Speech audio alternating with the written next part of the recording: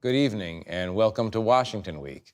If you asked me 2 months ago who I thought Donald Trump would be fighting with come March, I would definitely not have answered Canada, Panama, or Denmark, because that would make no sense. But it is March, and Trump is threatening the sovereignty of all three countries, countries that are notable because until January, they were our friends and allies. I want to talk about this and about Trump's apparent sympathy for Russia tonight with Laura Barone-Lopez, the White House correspondent for the PBS NewsHour. Stephen Hayes is the editor of The Dispatch, and David Sanger is a White House and national security correspondent for the New York Times.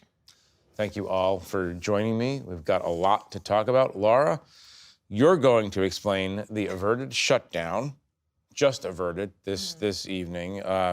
Many Democrats think that Chuck Schumer, Democratic leader, capitulated to Donald Trump. Can you explain what happened and what the fault lines here are within the Democratic Party?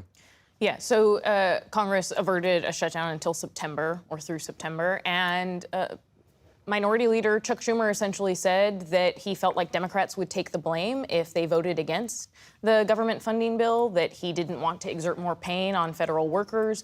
And so he rallied enough votes, essentially, to support this bill that Democrats had no part in shaping or forming. Republicans control all of government. They did it without Democrats and essentially said, you either vote for it or you don't.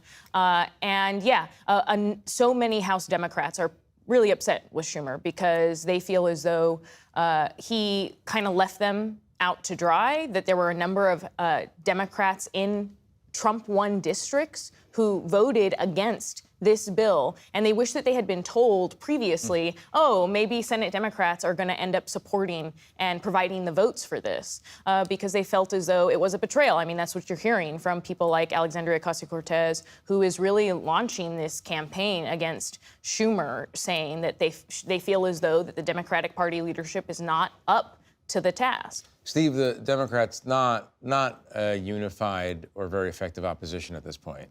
Not at all. I mean, they've been very quiet. They're trying to figure out what the heck to say. They don't know what to say at this point. And I think that's part of the challenge that Chuck Schumer faced. I think he made a number of mistakes getting to this point by not, giving some cover to these vulnerable House Democrats, by not, coming up with an actual plan that they could follow. He was, as recently as yesterday, offering a different solution, and then he sort of capitulated. I think the real problem is they didn't have much leverage, and strategically, what does this get them? What would they have gotten had they not done what Chuck Schumer did? And I don't think that's clear.